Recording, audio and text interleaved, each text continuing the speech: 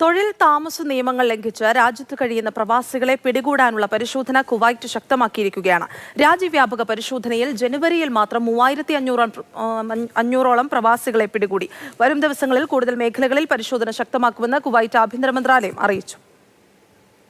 അനധികൃതമായി രാജ്യത്ത് കഴിയുന്നവരെ കണ്ടെത്തുക എന്ന ലക്ഷ്യത്തോടെ ജനവാസ മേഖലകളിലും വ്യാവസായിക കേന്ദ്രങ്ങളിലുമാണ് കുവൈറ്റ് പരിശോധന ശക്തമാക്കിയത്. പിടിക്കപ്പെടുന്ന പലർക്കും കുവൈറ്റിലേക്ക് വീണ്ടും പ്രവേശിക്കാനാകാത്ത വിധത്തിൽ വിലക്ക് ഏർപ്പെടുത്തിയാണ് സ്വദേശത്തേക്ക് തിരിച്ചയക്കുന്നത്. ആഭ്യന്തര മന്ത്രാലയം, തൊഴിൽ മന്ത്രാലയം തുടങ്ങി വിവിധ സർക്കാർ വകുപ്പുകളുടെ നേതൃത്വത്തിലാണ് വിപുലമായ പരിശോധന. റെസിഡൻഷ്യൽ മേഖലകളിലും വ്യാവസായിക മേഖലകളിലും സ്ഥാപനങ്ങളിലുമെല്ലാം പരിശോധന നടത്തുന്നുണ്ട്.